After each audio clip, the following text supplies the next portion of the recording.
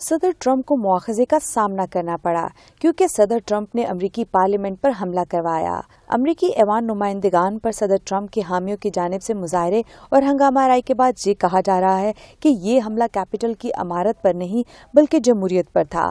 ہنگامہ آرائی اور مظاہروں کی رات کو ہی حالات کنٹرول میں آنے کے بعد امریکی نائب صدر مائک پینس کی زیر صدارت کانگریس کے دونوں ایوانوں کے مشترکہ اجلاس میں نو منتخب صدر جو بائیڈن اور نائب صدر کمیلا ہیرس کو کامیابی کا سرٹیفکیٹ جاری کر دیا۔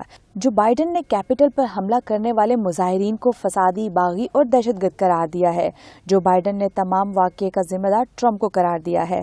اس وقت امریکہ میں بحث جاری ہے کہ صدر ٹرمپ کا مواخذہ کیا جائے اور انہیں جلد از جلد عہدے سے فارغ کیا جائے، کیونکہ 20 جنوری سے پہلے وہ اقتدار کی پرامن منتقلی میں کوئی نہ کوئی خلل ڈال سکتے ہیں۔ مگر اس سے پہلے امریکی کانگریس کی اسپیکر نینسی پیلوسی کا کہنا ہے کہ نائب صدر مائک پینس 25ویں آئینی ترمیم کے ذریعے صدر ٹرمپ کو عہدے سے ہٹا کر خود صدر کے عہدے پر آ جائیں۔ چونکہ صدر ٹرمپ اس وقت اپنے فرائض سر انجام دینے کے قابل نہیں اور انفٹ ہو چکے ہیں۔ اگر نائب صدر پینس یہ کرنے میں ناکام رہے تو پھر صدر ٹرمپ کا مواخذہ کیا جائے گا۔ موجودہ صورتحال اور سیاسی کشیدگی کو دیکھتے ہوئے صدر ٹرمپ کابینہ اور ٹیم کے بہت سے اراکین نے اپنے عہدوں سے استعفے دے دیے ہیں۔ مستعفی اراکین کے خیال میں 6 جنوری کو کیپٹل پر ان کی جماعت ریپبلکن اور ٹرمپ کے حامیوں کے حملے سے امریکہ کی بدنامی ہوئی ہے۔ استعفی دینے والوں میں وزیر تعلیم، وزیر مواصلات، ڈپٹی مشیر برائے قومی سلامتی، ڈپٹی اسسٹنٹ سیکرٹری برائے اقتصادیات، جن کا کہنا تھا کہ یہ موقع ان کے لیے بریکنگ پوائنٹ تھا۔ ٹرمپ کے شمالی آئرلینڈ کے اسپیشل ایلچی جو پہلے چیف آف سٹاف بھی رہ چکے ہیں، استعفیٰ دیتے ہوئے ان کا کہنا تھا کہ اب مزید نہیں رک سکتے۔ ان کے علاوہ وائٹ ہاؤس کونسل برائے معاشی امور کے ممبر اور خاتون اول کی chief of staff, social secretary اور ڈپٹی پریس سیکرٹری نے بھی استعفے دے دیے، جن کا کہنا تھا کہ جو کچھ ہوا وہ انتہائی پریشان کن ہے۔ دنیا بھر سے بھی کیپٹل پر مظاہرین کے حملے میں شدید رد عمل سامنے آیا ہے اور یہ دنیا کی تاریخ میں پہلی بار دیکھا گیا ہے کہ جو امریکہ دنیا بھر میں اس قسم کے مظاہروں اور الیکشن کے نتائج پر تشویش پر تبصرے اور بیانات جاری کرتا تھا، آج وہی امریکہ خود افراتفری کا شکار نظر آ رہا ہے۔ دنیا بھر کے ممالک امریکہ کے حالات پر تشویش اور افسوس کا اظہار کر رہے ہیں، یہاں تک کہ امریکی جریدوں میں بھی اب تجزیہ نگار یہ بات بھی لکھ رہے ہیں کہ واضح طور پہ یہ بغاوت کی کوشش تھی اور اسے بغاوت ہی کہا جائے۔ صرف یہی نہیں، مبصرین یہ بھی کہہ رہے ہیں کہ یہ تفریق کا آغاز ہے، امریکہ کے کمزور ہونے اور ٹوٹنے کا، اور آنے والے دنوں میں یہ تفریق مزید بڑھے گی۔ امریکہ بہت سے ممالک میں ایسے واقعات کو عوامی طاقت کہا کرتا تھا۔ مثلاً سن 2000 میں سربیا میں جب مظاہرین نے صدارتی الیکشن کو فراڈ قرار دیا اور وہاں کی کانگریس پر چڑھائی کی تو امریکہ نے اسے جمہوریت کہا۔ 2004 اور 2014 میں ایسے ہی جارجیا، مالڈووا، بیلاروس اور سابقہ روسی ریاستوں سمیت دیگر ریاستوں میں بھی ہونے والے مظاہروں کو امریکہ عوامی طاقت کہتا تھا، کیونکہ امریکی NGOs اور سفارت خانوں نے ان تمام مظاہروں اور فسادات کو رنگین انقلاب کے نام دیے۔ اگر مشرق وسطیٰ کی بات کی جائے تو وہاں تیونس سے شروع ہونے والے حکومت مخالف مظاہروں کو عرب اسپرنگ کا نام دیا گیا۔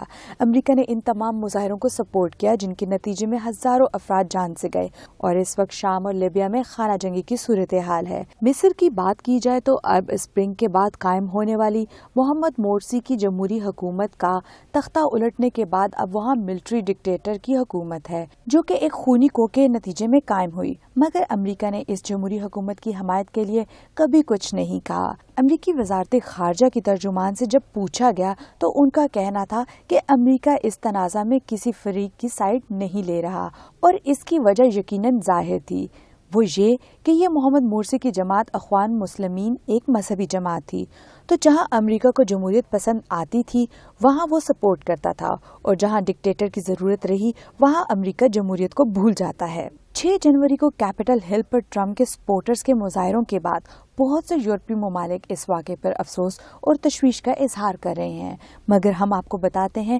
کچھ دلچسپ تبصرے جو آج امریکہ کو سننا پڑ رہے ہیں۔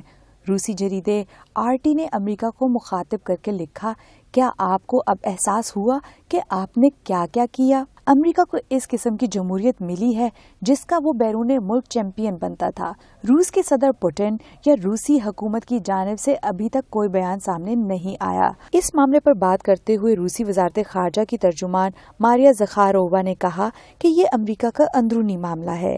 یہ حقیقت ہے کہ امریکہ کا انتخابی نظام قدیم ہے، یہ جدید جمہوری معیاروں پر پورا نہیں اترتا۔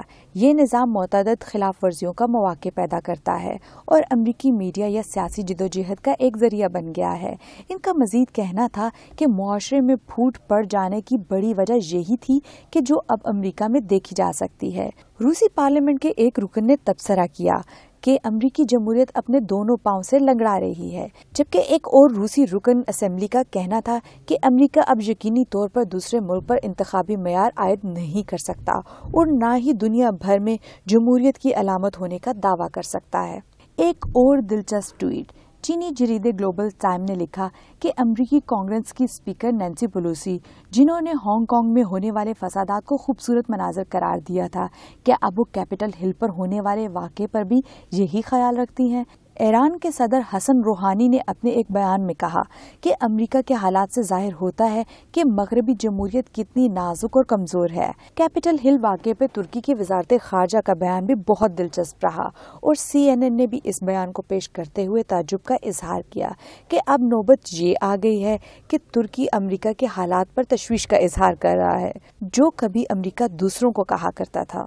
ترکی نے اپنے شہریوں کو انتباہ بھی کیا کہ وہ مظاہروں والی جگہ سے دور رہیں۔ ترک وزارت خارجہ کا کہنا ہے کہ ترکی امریکہ کی تمام جماعتوں کو اس اندرونی سیاسی بحران پر قابو پانے کے لیے اعتدال پسندی عقل استعمال کرے۔ دلچسپ بات یہ ہے کہ ترک وزارت خارجہ نے امریکہ کو کامن سینس استعمال کرنے کا مشورہ دیا۔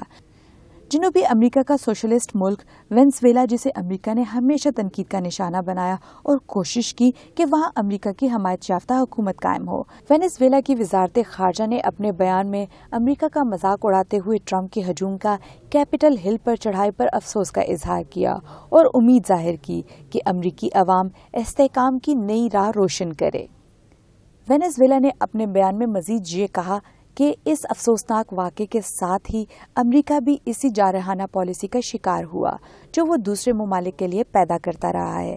یورپی ممالک اور جمہوریت کے تمام چیمپئن جو دیگر ایشیائی اور افریقی ممالک میں ایسے مظاہروں اور فسادات کی سپورٹ کرتے رہے جہاں مظاہرین پارلیمنٹ پر یا صدارتی محل پر چڑھائی کرتے رہے اور نتیجتاً وہاں ان مغربی طاقتوں کے دباؤ کی وجہ سے حکومتیں تبدیل ہوتی رہی ہیں اور اس سب کو وہ جمہوریت کہتے تھے، آج وہ تمام ٹرمپ کے سپورٹرز کی کیپٹل ہل پر دھاوے کی شدید مذمت کر رہے ہیں۔ وہ اس اقدام کو غیر جمہوری قرار دے رہے ہیں۔ کاش کہ ان تمام مغربی ممالک کو بھی یہ احساس ہو جائے کہ سوشلسٹ ممالک، ایشیا اور افریقی ممالک کی عوام کی خواہش کا احترام بھی ایسے ہی ضروری ہے جیسے امریکہ کی، خواہ وہ مغربی مفادات کے برعکس حکومت ہی کیوں نہ ہو۔ یہی اصل جمہوریت ہے۔